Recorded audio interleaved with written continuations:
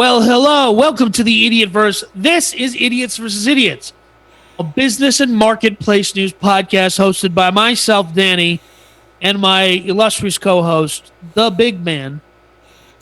Today, we're going to tell you about 4 fascinating stories from the wide world of business and entrepreneurship, but mostly from business. And this first one that we have is last week talked about how Domino's is delivering the robots, and guess what? Your grocery store is going to start delivering via robots too. Everything's going to be done by robots. Like, this is just... Look, we've been talking about... They've been making sci-fi movies about this. Kurzweil has warned us of all of this. Our future is doomed. 40 years we've been making sci-fi movies about robots and how they're going to make our lives easier and do all of this work and that kind of stuff. Like, it's not that surprising. I actually love the connection between sci-fi and what becomes reality so much. Like, really, I really do. I like to even compare what happens and then looking at the movies that made it Anyway, point is, Danny hates it when I get down this sci-fi world. You are the world's most abnormal nerd when it comes to sci-fi, because it's too many things in your cauldron. There's too many. You're wearing a cowboy hat, you're a real estate guy. About sci-fi, and then you're a real estate guy on a business podcast. I get it. I'm eclectic. All right. Oh yeah, classic rock. Oh yeah. Oh dude, god. Anyway, the music of your childhood. Okay, that's fine. Hey, I am Generation X. We are a complex group of people. Point is, what is Danny talking about? Danny is literally talking about. It came out this week. Kroger and actually a UK online grocer, Ocado, I guess is how you say it. Ocado. Ocado. You would think for people who invented English, they'd have a better name that we can understand. That is an awful name. I thought the exact same thing when I read this. It's like avocado. Like, because if you told me it was from South America.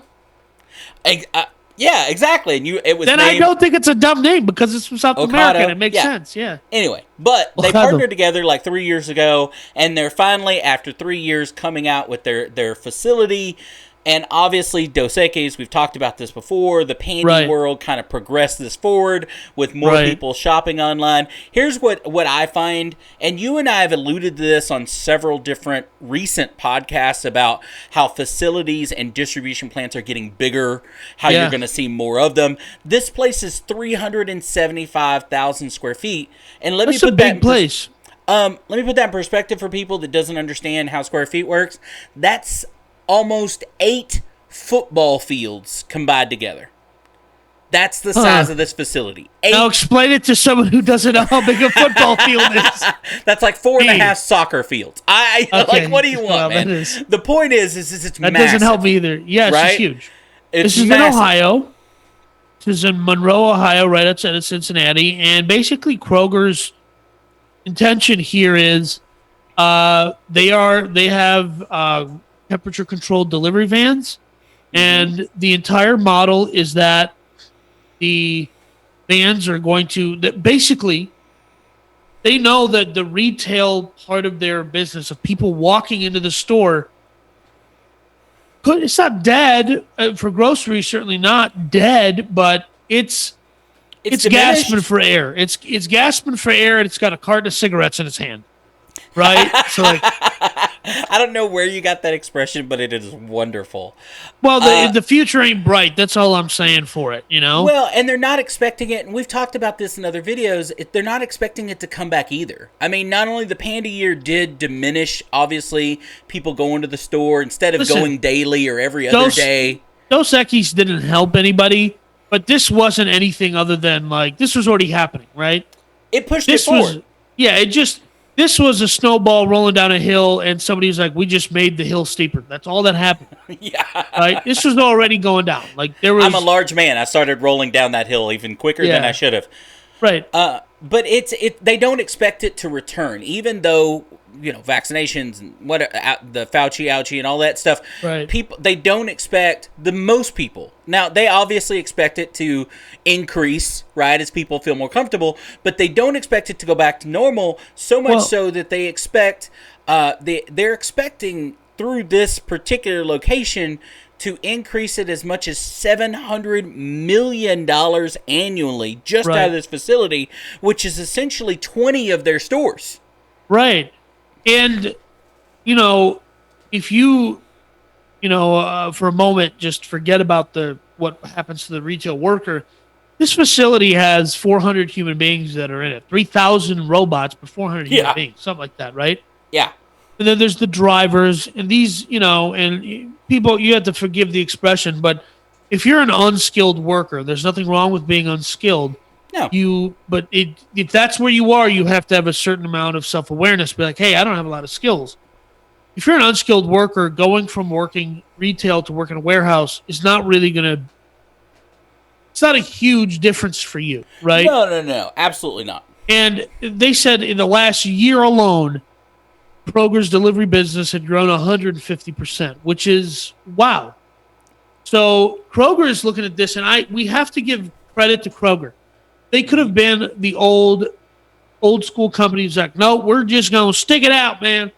Obviously in Austin we don't have Kroger, but Dallas has Kroger, so it does apply in the state of Texas. But which is really funny because where I am from, no Kroger, right? Supermarkets are very regional. Right? It is, but it's still one of those, it is the national, a lot of towns I've visited in my lifetime have a Kroger.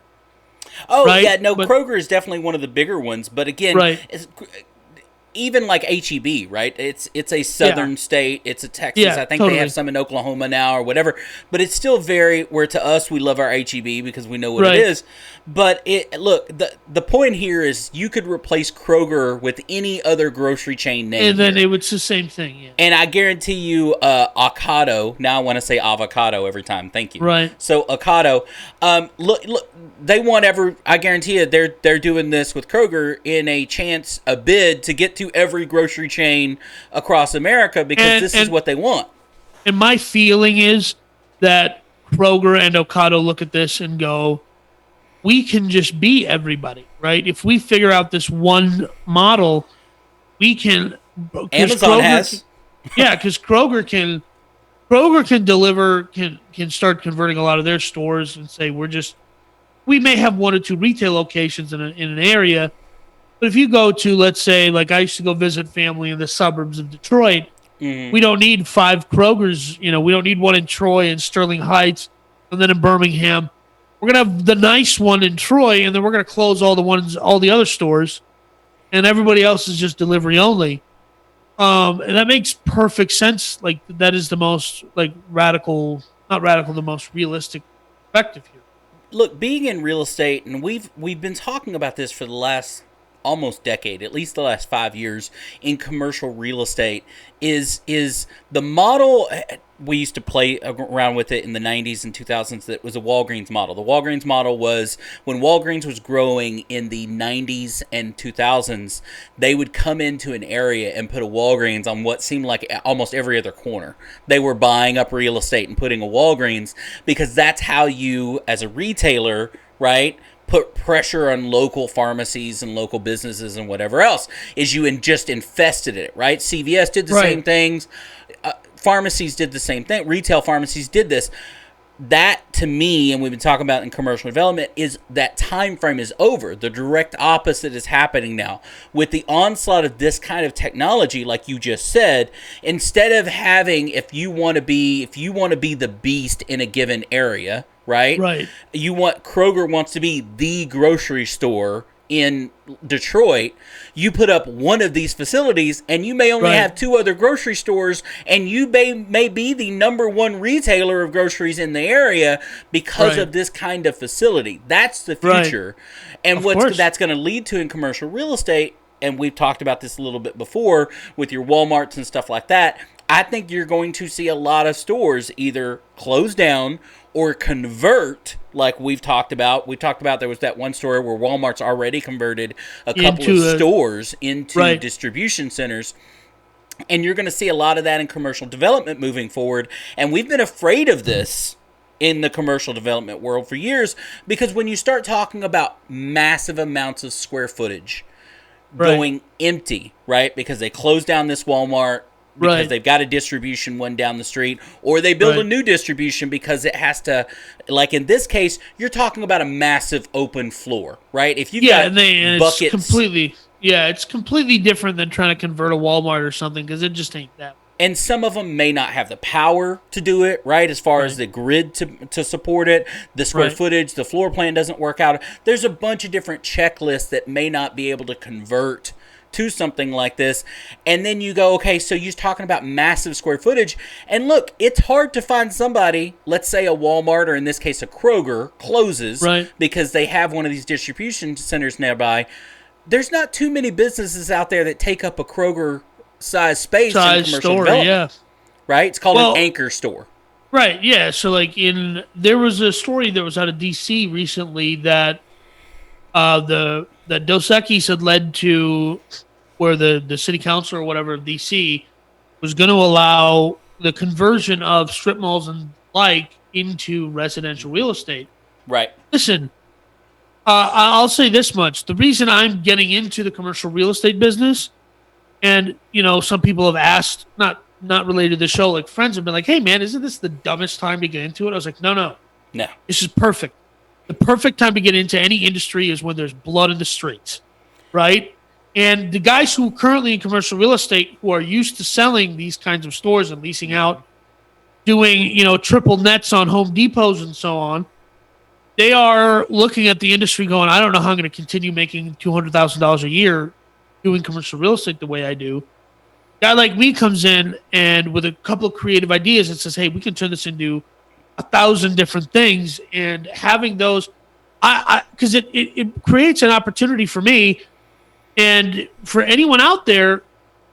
If you just have an idea and for how to convert these buildings or these malls or whatever, there will be an opportunity for you in commercial real estate, because these buildings will end up at some point in time, if they don't get purchased, they end up in the receivership of the city. And then it's anybody who has a decent concept is like, oh, whatever, right? Necessity breeds innovation, right? Right. We talked about this with closing malls, right? And stuff like that a couple of weeks ago. Necessity breeds innovation. They will find something to do with these grocery stores that close down or retailers that close down, whether it's in South Dallas, in Dallas, it used to be filled with industries, right? Businesses and stuff like that. The city of Dallas, for decades, almost nobody lived in the city itself. Everybody lived in the suburbs because the city itself was filled with businesses and industries and stuff like that. And as those businesses closed down, eventually what happened is developers came in and took all these brick buildings that were at one time filled with factories and stuff like that and made them condos and look, necessity breeds innovation. It just the whole reason I moved to Texas was because of a show, the reboot, or it was based, not a reboot, but the extension of the show Dallas, which they brought back for 3 years on TNT, which I have seen that like 3-season arc. I've watched it 4 times. Of course. The J.R. Ewing's son or whatever, one of the kids lives in Southside on Lamar. The last time I was in Dallas, I drove to that building because it's like you can go rent an apartment there. I was like, how much is it to rent an apartment here? And It was a lot. It was way too much. But it was some sort of commercial factory that they had converted into apartments. And that was an idea that somebody come up with, and they proved the concept, and then it started everywhere.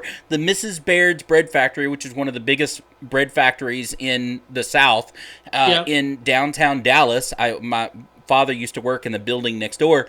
They made breads and pies and everything else like that. Is now just filled with condos. People just live in this big, huge brick building because somebody converted it, and it's all these like artsy fartsy types of people hipsters, the hipsters and stuff like that. It's cool to live downtown in these, made up neighborhoods where you have a coffee shop down in the corner of your building and, whatever. Point is, and again, to get back to this story, that look, all of this kind of stuff, these kind of, robot picking tools, these shifts, these shifts are just going to continue to accelerate. This to me is just a physical proof of concept right? Combining with an Amazon type of software, right? They have their own, but it's basically what Amazon drivers are using now to map out their closest, right? How do I get the most deliveries out of this driver in an hour and this kind of stuff? They have their own type of software, and so it's just going to keep getting quicker and quicker. If you have one of these facilities that opens up near you, your groceries are going to get to you in that same day instead of 2 days or 3 days or whatever it is. And it's just going to accelerate. Like, it's just going to continue once these things start to make money, actually generate income versus having a store of 300 employees and, whatever. This one, like I said, is expected to represent 20 stores as far as income. You start doing the math, that's a lot of empty buildings. Right. And, I think there's a lot of people out there, there's a guy who ran for president last year who is highly concerned about who are alarmists, who are concerned about how automation such as this are going to crater that bottom level of employment. And that concern is not entirely unfounded. My view, however, is that it all is going to pan out in the end because those workers are going to go find better opportunities. Some of them will become drivers. Some of them will become mechanics to maintain the trucks. And some of them will go work in the warehouse. And that isn't so that it doesn't to me. It's not alarming. It's not concerning. It's just you have to be. And if you're an unskilled worker, you can't have the mentality that you should have one job for the rest of your life. That is a ridiculous mentality. Of any job, by the way. Of any job. But that is an unfortunate mentality that I know a lot of people in those circumstances are like, well, I just need a good job so I can ride out the next 50 years of my life. I'm like, what? I'm not saying you have to have massive goals for yourself. I'm not saying you have to. That's not what I'm saying. I know people who are perfectly happy driving an old car, living in an apartment. They work a simple job, and there's nothing wrong with that. I'm just saying, if your view is you get to just go have one job and that the rest of the society has to coalesce around securing one form of employment for one person, you're cuckoo. And you know what? And if you have that is an old school mentality, right? Very old mentality. Yeah, very old. The fact is no business is ever going to increase your pay enough year over year, even if you are the best employee they have, to compensate for you to continue to live that life over time. I know people that have left. I know people who have left Austin to go work for other companies that have operations in Austin, and they leave to go into where that company is because they know it's so much harder. It's so much easier to go get up in a higher position in their other city at their other location and bounce back in 3 years and come back with a much better position. So changing jobs is still the best way to get a raise. And it probably will be over the next several decades. What I find interesting about this particular article, and again, taking Kroger out of it and just replace any grocery store business, with it, is... Or Target or Walmart. Any of them, right? You also have these current partnerships between, like in this case, in the article, it talks about Kroger currently has a contract with Instacart, right, as far as delivery, and they're saying, hey, that's still going to exist even with this. They're saying that like any PR, like right now. I guarantee you Kroger at any time that they can go, no, we can do it ourselves. That's gone, right? So how does Instacart, Uber Eats, or any of these other delivery type services, when all these big ones, your Walmarts, your Krogers, your HEBs, your big companies go, hey, we're bringing it in-house because it's cheaper. I don't have to pay you a royalty. I'm already paying employees. And anyway, especially when you start talking about robot cars like Domino's last week and stuff like that, I'm bringing everything in-house because it's cheaper. What happens? How does that turn around and affect your delivery services that we've been talking about of going, SPAC or IPO or whatever? So I'm going to make a bold prediction, and then we have to move on to our sponsor and our next story. My bold prediction is that some of those delivery apps, I don't think they're just going to fold and go home. I think the smart ones and the well-capitalized ones say, oh, you guys want to play? You can play the game too, right? Any ding-dong can put up a warehouse. I don't know that any of them have that kind of funding. But here's the thing, though. Yeah, right. But think about it this way.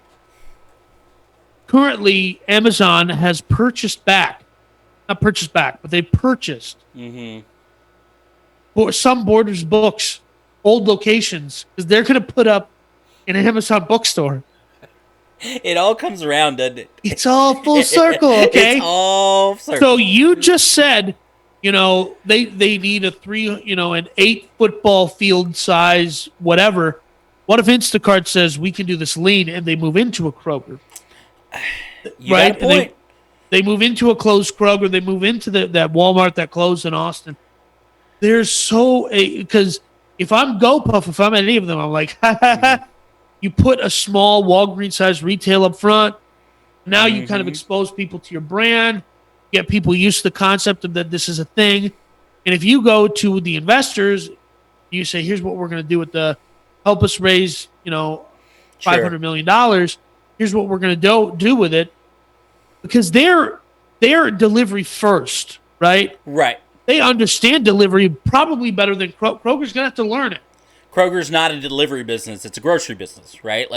So the point is the native son of delivery is going to come in and go, oh, you guys want to play?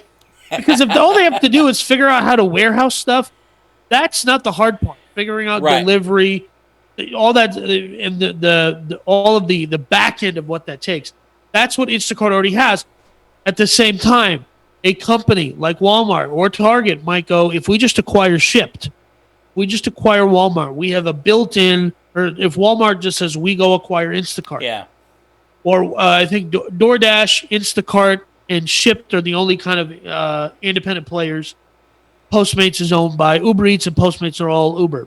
Right. So I'm just saying, if one of these companies comes in and says, we'll just acquire the technology side of it, why build an infrastructure? We already have the warehousing side figured out. Right? Because Target and Walmart already have warehouses and distribution centers. They already have the pickers there. So they just have to figure out, how do we adapt this instead of going onto a semi-trailer? How do we get this going into distribution vans? Right? So we're not, to me, it doesn't mark the end for anything, because Walmart or Target, maybe not Kroger, but Walmart or Target could easily acquire Shipt, acquire any one of these companies and go, or McDonald's could just say, we're acquiring DoorDash, and they exclusively just deliver, or they say they'll deliver anything, but we own DoorDash. Yeah, it's going to be interesting to see how it plays out, because like in all entrepreneurship and business, you don't always see the twists and turns coming, right? You just don't. This can affect a completely different business and vice versa because of the way technology. So, absolutely, it's going to be interesting to see how it plays out. I'm sure we'll do a follow-up story at some point to see how this works out for Kroger, and if the numbers actually come out the way they think it will, because it doesn't always. Right. All right, what's our sponsor today, Danny? Well, our sponsor today, as always, is Liquid Death. Not only does Liquid Death murder your thirst, 10% of every can sold goes to end plastic pollution. And let me tell you, friends, it is a superior water delivery system. If you add a pair of koozies to your order, you will get them free when you use code IDIOTS10. That is liquiddeath.com. Code IDIOTS10. Get your free 2 koozies, and those are pretty neat. That koozie looks pretty cool. I love the koozie. It's very nice. It's very nice. And now we go to the part of the show where I allow the big man to pick a story. He has picked messaging app Wire raises $21 million. Cue the big man saying they got an evaluation of $1 billion. Evaluation. Look, the point. Look, when Danny says picking stories, I send stories to Danny on an ongoing basis when I come across something that I think is insane or crazy or whatever. This falls yet again into even though it's raised $21 million, right, in Series B funding, you're talking about a company that only has 90 employees and 1,800 customers. To me, to get $21 million in funding off of a product. Now, look, here's, if you don't know what Wire is, right, and it sounds great on paper, it should have been a couple of years ago the next big app, because it is a fully encrypted user-to-user messaging app. And when I say that, think of Google Messages, your whatever the iPhone messaging app product is. iMessage. But fully encrypted from user to user, meaning not only the company Wire itself can decrypt what you are using. Now, and their source code is up on GitHub, so they're open source. So you can look at that on paper and go, oh my God, that's awesome. Why isn't everybody using this? Why? Because that's expensive. And so it is a user cost. There's a user cost. So when Wire came out, it's $6 a month for you to use. So if you want all of your stuff, and what they found is with all the app products out there that are free, that sell your data and all that kind of stuff, they couldn't get anybody from the normal consumer to pay $6 a month to do it. Right. So when there's so many free apps out there to do it, so they turned around and switched their business, good for them, and focused more on enterprise businesses, selling it to businesses like the government, right, and DOD and all these different kinds of places, law firms and stuff like that. But you're still talking about they have to pay, their current pay setup is a per user license. Right. So companies that use them are paying right now, it's $10 a person. Well, when you talk about a government agency, I mean, you're talking about a lot. Now, they have updated their technology where it's not only started out as a messaging app like everything else, but now you can share videos. They're doing essentially FaceTime, live video chatting now or whatever. Everything encrypted from start to finish. Conference video too as well. But how do they do that in the long term with the cost adjustment? They are not a profiting company. Profitable business. I think that this is such an open market, and I personally, my family I have a large extended family. I don't mean large in physical size, I mean numerous. I am the only one who is acclimated to American life by becoming so large. They all use WhatsApp, very popular all over the world. And I refuse to use WhatsApp. So I switched to Signal. And then all that drama happened. Why is it you refuse to WhatsApp? Owned by Facebook. Okay. And why do you refuse to use anything on Facebook? Well, I don't refuse. I have a Facebook profile, but they're tracking everything. But that's my point. If it's not why, they're all tracking and selling your data. I mean, it literally... in this article and several articles about this, the reason they're charging for licenses at $6 a month, at $10 a month, which I'm happy to pay that much money if I could get my other friends to use it, but nobody will. Because what they're doing, the reason it's free, any app you download, any whatever the reason it's free to you is because they are collecting and selling your data, right? Yeah. They are monetizing your data on the back end. This company is trying to take the opposite approach, but they have yet to prove, whether it's business, enterprise, or consumer, that they can get people to pay for that benefit. Right now, everybody is saying, by accepting the terms and conditions on every app you download, everybody is saying, no, please take my data and sell it. Yeah, and listen, there's way more money in selling data than there is selling subscriptions. That's for dang sure, right? Absolutely. So I am just saying personally, like my belief is that that there could be enough of a niche market on the consumer side, the more that, because I just didn't know this existed. Right. Absolutely. And I know a lot of people that would gladly pay just to make sure that their data is not getting stolen, right? Or getting resold. Well, and that's why it never got big enough, right? You didn't know it existed. right? Right. And how does anything in today's world get out? And it's marketing dollars. It's getting people behind it. It's getting celebrities behind it. It's getting Right. you know what I mean? What do they call them? Influencers behind it or whatever. Well, you can't do that if you don't have any money. And in the grand scheme, even though this is $21 million of funding, $21 million does not. When it comes to marketing dollars into big apps and stuff, that's nothing. Not to mention they're not a profitable company. $21 million might as well be zero. It might as well not be any money at all. So they can't get it out to people to know what they are either, right? So they're stuck, and this is my fear, right, when you talk about businesses like this that are not profitable companies. Right, is that how they can't get out of the hole that they've dug. They've got to pay their employees. They've got to pay for their upkeep on their product or whatever that may be, and they can't get themselves out of this hole, this negative hole. Now, ultimately, what you hope is you can last as long as you need to last. To I got a buddy of mine actually going through this in his entrepreneurial. You just hope that you can last long enough that you either get over that hump to become profitable, or somebody comes in and snatches you up. But when somebody comes in and snatches you up as a non-profitable business, it's not like you get that $1 billion. It's a for-profit business. It's a for-profit business that isn't profitable. Exactly. So let me make. If the CEO of Wire would like to sit down with me, I can explain how this could all work. But I've just figured out how to solve this problem. All right. Okay. How you solve the problem? ICO.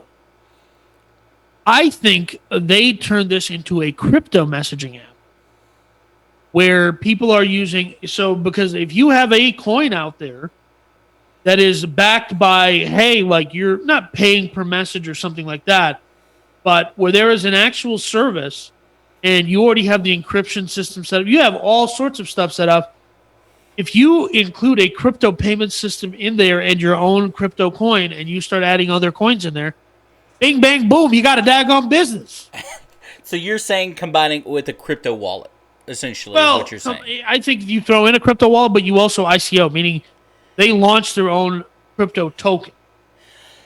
I mean, is that more than a fad right now, though? And again, I don't want to get a full blown conversation of Bitcoin and Dogecoin and all this stuff. My point, though, is you have, I don't know, I've read probably about 15 different cryptocurrencies that have been launched this year. And 15. It's got to be in the hundreds. It probably crazy. is, but I'm talking about that big enough to fall under my radar. My point, though, is that open enough? I agree that maybe there's a market there for, okay, if you're into cryptocurrency and NFTs and stuff like that, you would probably also be into this, right? So I get where you're going with that. I just don't know and obviously there's development costs that would go into creating your own currency, whatever. Is that worth it? Where maybe there is a better option of how do I get people that are into decryption, right? Encrypted content, encryption, and how do I get to that audience? Yeah, and so I'm saying that audience and the wide world of just blockchain, right? So let's maybe not use the word cryptocurrency because that's an unfair phrase. Let's just say they start looking at blockchain and combining the two things of encrypted messaging and blockchain, and there is something there that I think that, what about NFT auctions? What about combining this with the NFT auction? No. I don't. I think if they stick their core competency of being a messaging app and they bring blockchain into it, I think their potential for growth, because they would be, as far as I'm concerned, because there's right now a browser called Orchid, and they have their own coin, and that is, I'm watching it very closely. It's not financial advice. But I'm just saying the basic principle of their coin, actually, there's a point to it, right? Mm-hmm. There's a point to using it. So to me, there is a fit here that I am not the guy to figure out the fit. I just came up with the idea right now. Listen, I'm a genius, right? I'm a certified Mensa genius. So. Yeah, sure. You keep saying that, and you go ahead and keep saying that. Look, I think here's where when you talk about maybes and if things and that kind of stuff, a company like this could be greatly positioned if, let's say, like, for example, and this is not a political show, but like there's a couple of bills in Congress right now that are specifically have to do with your ownership of your data. Right? Like they're trying to finagle this whole, without getting too much in the business, right? The government getting too much in business, trying to figure out how to give people a safer online experience with data and selling data and all this kind of stuff. If this company, let's say the government passed a bill tomorrow that said something like you own your data.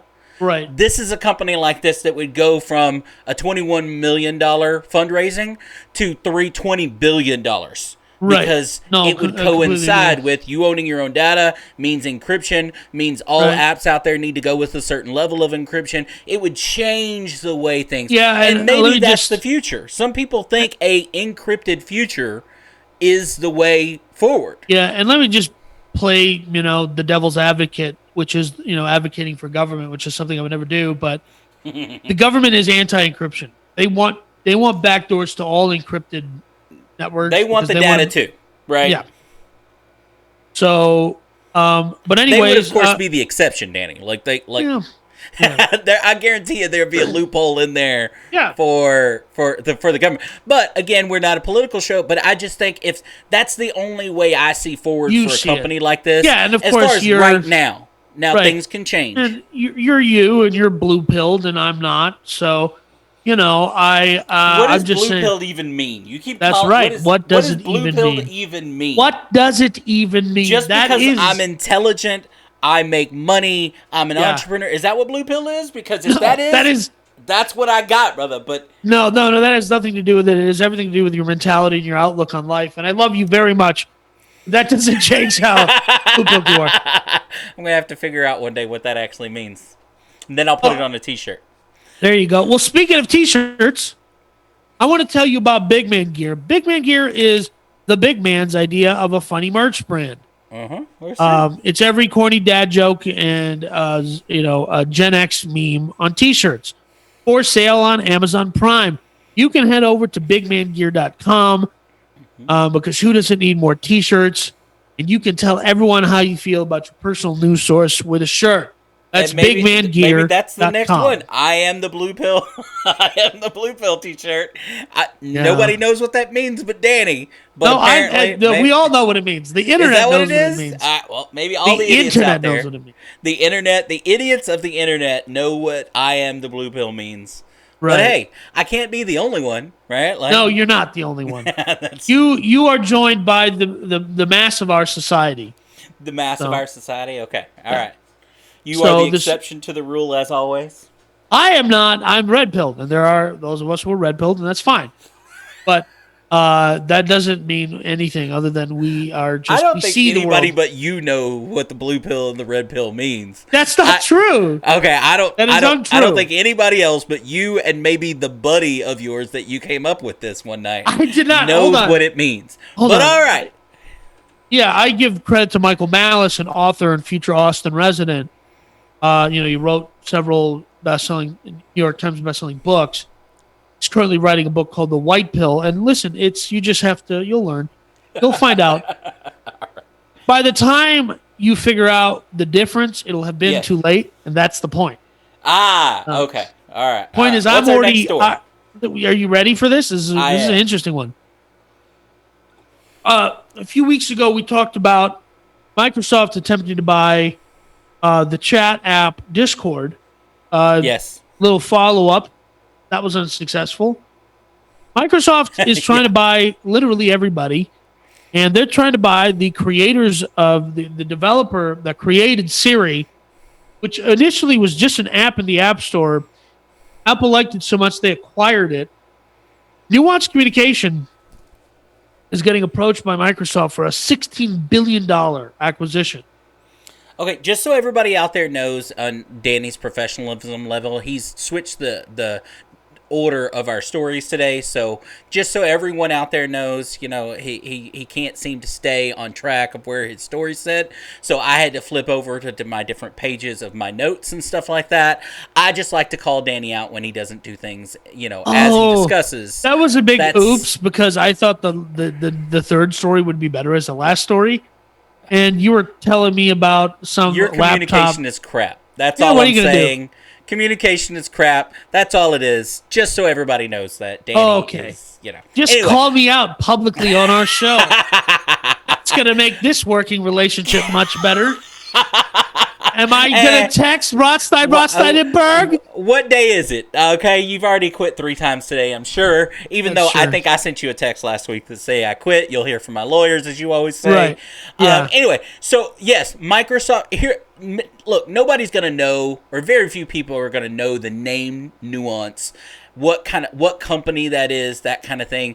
Yeah, but everybody has heard, as you talked about, everybody has heard of Siri, right? The AI behind Siri. Nuance was big into the development of that artificial intelligence assistant. Now, here's my big question in this, and I read through not only this article but a couple of other articles, and no one seems to have any sort of idea of why Microsoft would want to buy this artificial intelligence that helped to create Siri.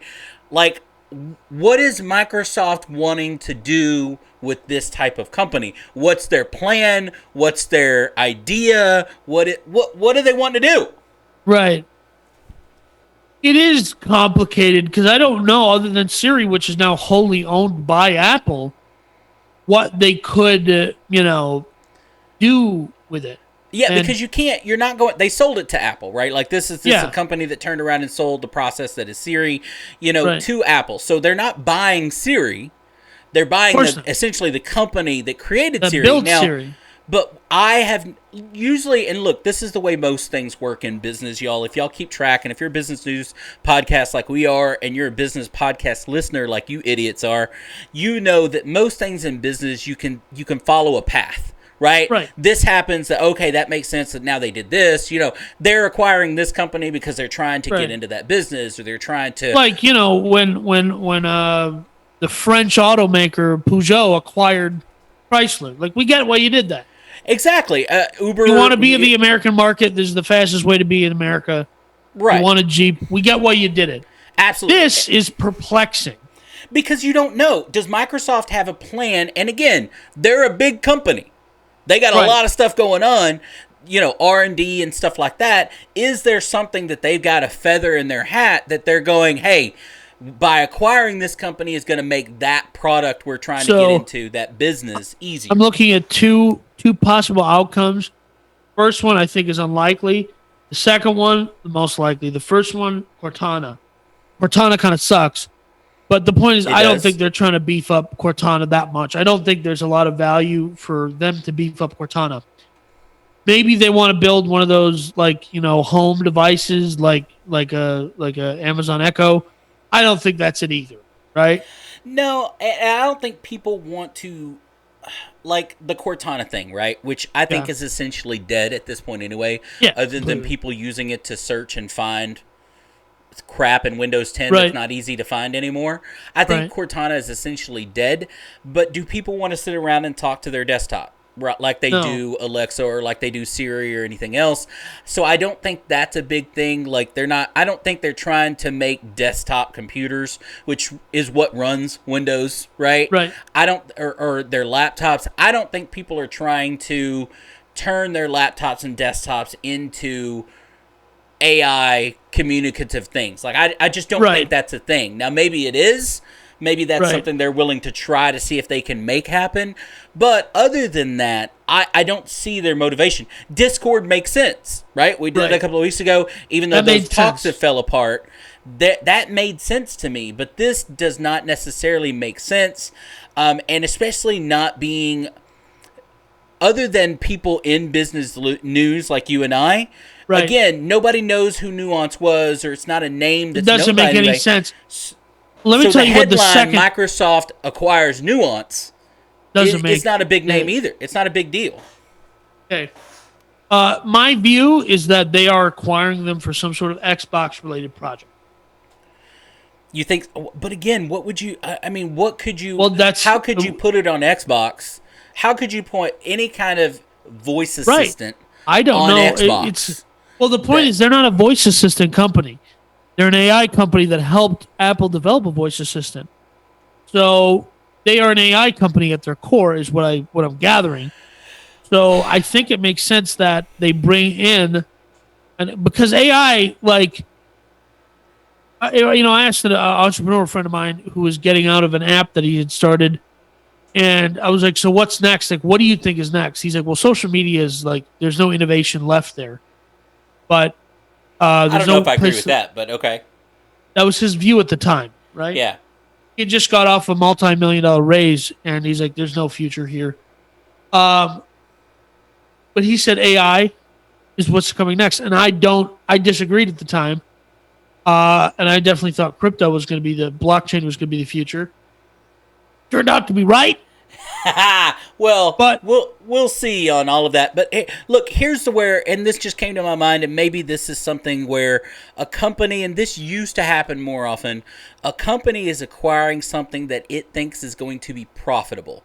Maybe it's not an integration play. Maybe it's just we're going to keep nuance as far as a business model because other companies out there are going to want it, right? And maybe they build the windows of artificial intelligence so other people can build their apps and stuff onto a existing, AI OS, if you will. So I'm just saying that there's so many different options, and I don't think that it's not stupid. I don't think it is stupid. It could be as simple as a simple money play. Yeah. They're going to make money. They are a profitable business. They are in technology. Yeah. So let's acquire them and bring them to because they are definitely going from a small sandbox to a big sandbox being part of Microsoft. So maybe it is just a good old-fashioned money play. When Microsoft acquired Nokia, it was perhaps the dumbest deal I thought they'd ever done in their entire... It made no sense why they were making this acquisition. So let me just add in that I don't think this is like when they acquired Nokia. This makes sense. Acquiring Nokia does not, right? Mm-hmm. That for them, it was not a good play.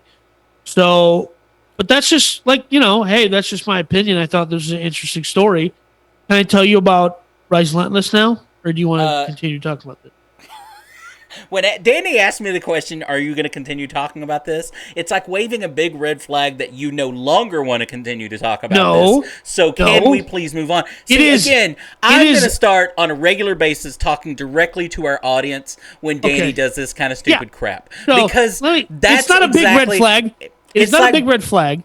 It is a big red flag saying, I no longer want to talk about this subject, no matter what you, big man, want to do or talk about. This is what you want to do. We share this space. We are in this together.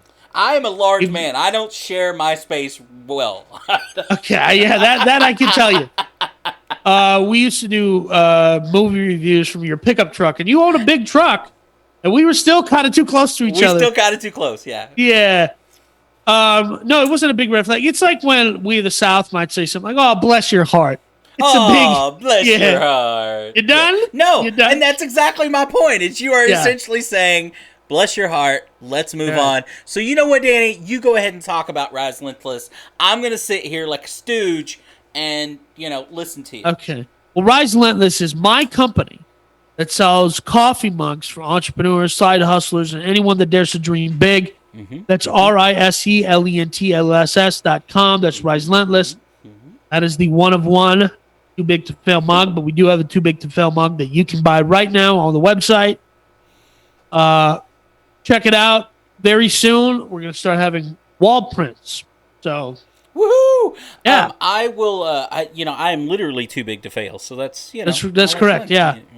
But this next story is hurt a little. It hurt a little. It did. You know what? I agree. It did. Yeah, it hurt my feelings. I have been, for the longest time, a fan of Southwest Airlines. Yes, you and I both. So there's a main reason for that is as large people, they offer us the appropriate accommodations, meet with our stature related needs. They do. I Yeah. think it's actually called the large person rule in their rule book. Yep. No. we're It's passengers a of size. person of size. That's What correct. it is. Person of size rule, which if you don't know about it, I'm not going to spread it on this podcast because I don't want No. everybody to use it. I want to course use not. it. You know, you have to know that it exists to get it, and you know, Right. but it makes travel for us large people, okay, men or I women. refer to myself as an American. I can refer myself as a Beaumont Texan. So it makes it easier for us to fly. Right? My More comfortable. my heart is with Austin or Central Texas, but my body's from Beaumont. So That's so inside baseball. Nobody's gonna get the joke. well, if you're an idiot and you listen to the podcast, you get it. Like, Yeah. Anyway, the point is, so what Danny's referring to is this past week, Southwest came out and essentially said for their rewards program, Southwest Rapid Rewards, that it is now 6% more expensive. You have to use 6% more points to buy the same ticket on an airline. Now, Right. I don't necessarily, even though I agree with him, did it hurt my heart a little bit that's going to be a little bit more expensive? I don't see a problem with it. Look, you've got to go up on prices every now and then. You just do. No, the reason I think this part of the reason this is happening is a lot of people didn't go anywhere in the last year who might have been Southwest frequent flyers. Oh, yeah. And because they didn't go anywhere, they have accumulated miles either off their credit card or however. They had a bunch of miles sitting. So in order to not create a frenzy of people just flying on their miles, this is a rather reasonable, tempered response to try to bring people into, just burning up a little more. Because I am using my points to fly somewhere, and I'm using Southwest. And listen, what's crazy is they're starting to have more direct flights places. Oh, yeah. No, look, I have a Southwest, I have a business Southwest Rapid Rewards card. I put all my businesses purchased on it because of this reason, right? And Right. you talk about, like you just said, Dos Equis and stuff like that. Nobody was Right. flying last year. And they have people like me that have these kind of credit cards that acquire tens of thousands of points, right, a month and stuff like that. And you're right that you turn around and you're coming out of a year where you didn't make any money. People are starting to fly and travel again, and you're essentially giving these, points away, right, to a certain extent, and people start booking them. And you start going, oh, crap, that's going to affect us in the short term. Not really long term because it all averages it out. But in the short term, if you go from maybe 5% of any given flight using points, which is $0 to you, right in your pocket, to 25% of any given flight. That's a problem going forward. And Southwest, one of the reasons I've always liked, and full disclosure, I also own stock in Southwest. It's LUV is the stock ticker. Danny rolls his eyes. What do you own, 4 shares? No. The point is, I've been an investor for a long time, and the reason I say that, I don't have to say that I am. My point that I'm trying to make is I like Southwest as a company. I like the way they run their business, and one of that is investing in the reason I when I say I'm invested in a company, I'm saying that not because I say, hey, I'm an owner. I'm saying it because I trusted it enough to be an investor.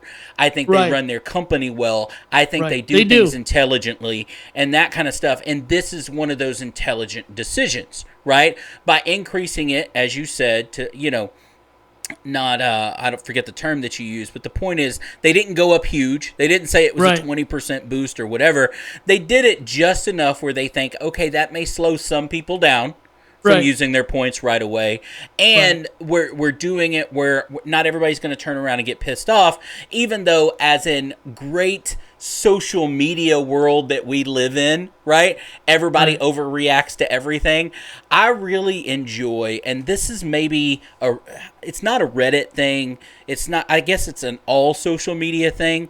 Some of the best gold in the world is comments to crap, right? You've got your original post, whether it be on Reddit, Facebook, Twitter, or anything, but the gold is in their comments. How people react to stupid crap. Did you pull up the comments on this tweet? Like, was there a tweet about this? Or well, no, that's actually this is actually how it made a story. There are several people out there in the travel world that all they do every day is create content around travel, what the least expensive flights are, what the least expensive everything is.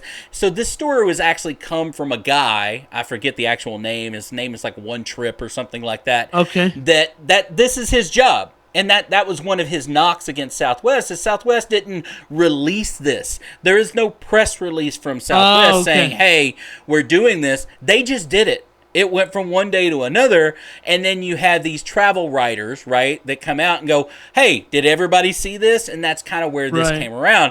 And, of course, it put out. Right, it was the points guy. The points guy, there you go. So he's one of those travel, right, advisor and actually, bloggers. I've actually watched some of his videos, and he's I don't know if it was his videos or his articles, or the website's articles, but that's how I picked some of my credit cards.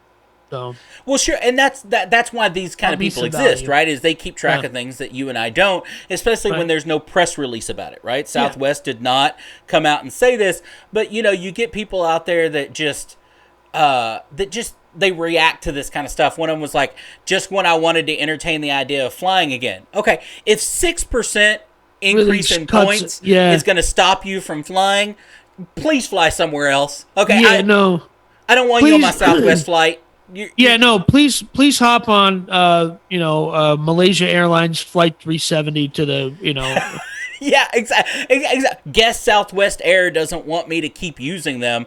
Always tell your customers before you devalue loyalty points. Really? Is it that dramatic? 6 points. My friend, the Federal Reserve is devaluing the dollar like at a greater rate than 6% a year. So I don't get the outrage. Your Southwest points hold better value than the U.S. dollar. Are you moron? Exactly, and you're I don't understand the outrage, right? I don't either. But I just the reason I added the story in there was, as people are going back to flying places, there's going to be all sorts of like a supply chain, like we talked about last week. People are out of rental cars. Oh, people flying to Hawaii have rented U-Haul vans because they don't have rental cars anywhere. That's insane. Well, and then you combine that with this travel, and that's right. I think that is more of a question, more than Southwest going up 6% on its travel points. I think the bigger problem is how airlines in combination, because these are always been two different companies, right? Your airlines and your rental car companies. Of course. But they really go hand in hand. It was the industry. Right? It was an industry that, because if you go book your flight on southwest.com, which is how I've always booked my flights, because you can't really you can't go through a third party unlike other airlines. Not they for don't Southwest, let you. They don't allow that. You can book your rental car right on Southwest at your hotel. Well, but you've got to get there. The age of that, look, the 80s and 90s, the age of you fly somewhere and your buddy picks you up from the airport because that's why you're going there. No, it just doesn't happen anymore. We live in a world for the last 20 years where you're flying somewhere to go on vacation. You inside the airport, you go pick up your rental car so that you can drive around, driving around wherever you need to go. Right. That's what happens. And now you're talking about one leg of that industry is hurting as far as the number is hindered. That affects one of our vacations. I have no problem saying that. One of our summer vacations we booked this week, that affected where we were going because we weren't going to be able to we were not going to be able to rent a car, essentially, is where we were going. Okay. Not because of money, because it was not available. They were already gone, right? And then in some of the places we were looking at, we were talking hundreds and hundreds of dollars a day for a rental car, right? And when you're talking about, I think one of them to get a van, Danny knows this, and y'all probably do if you listen to this podcast, I'm a family of 5. Right, 3 boys, my wife and I. So, and again, my wife and I. And you're 3 of the people, so exactly. You count me thrice. You're talking about 8 people. So there you go. We usually rent a minivan, a Suburban, or whatever, something like that. And that's already typically much more expensive than your Ford Focus and stuff like that. And then you add on top of it the current shortage. I think one city we looked at for a Suburban, it was $900 a day. Yeah, which thank you. Yeah. I go on vacation for a week. Right. Yeah. I mean, that's. I I have a friend who flew into town, and they had rented the cheapest car they could get. They were out when he got there. Luckily, they're like, "Hey, man, do you want a truck?" And he's like in Boston or something. He's like, "Hey, what am I going to drive a truck around?" Ended up giving a different car, but the point is that he's just lucky he got something.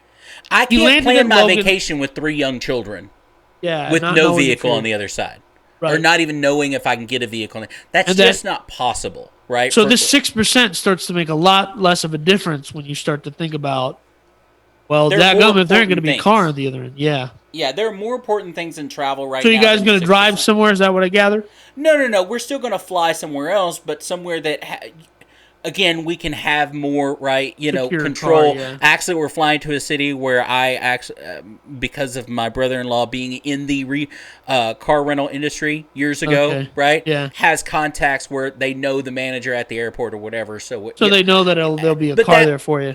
Imagine business where it becomes an inside job. Isn't that where it's suffering, where you've got to know somebody that knows somebody to make sure that you feel confident? But I've always felt that in an environment where it takes relationships to actually succeed, that's where I would thrive. Like, I would never use the word like corruption, but I feel like if I lived in a country with a lot more rampant government corruption, I would have succeeded so much better. You really think there's that many people out there that like you? No, but that's why the corruption comes in, because they don't have to like me. It's about me aligning our values. Yes.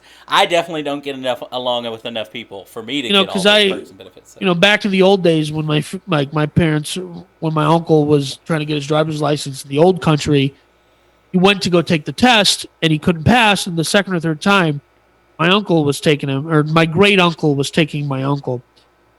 So my uncle's uncle, and he says, "You are bribing the guy, right?" He says, "You put 50 rupees in a newspaper and you put it on the passenger seat, and he gives you your license at the end.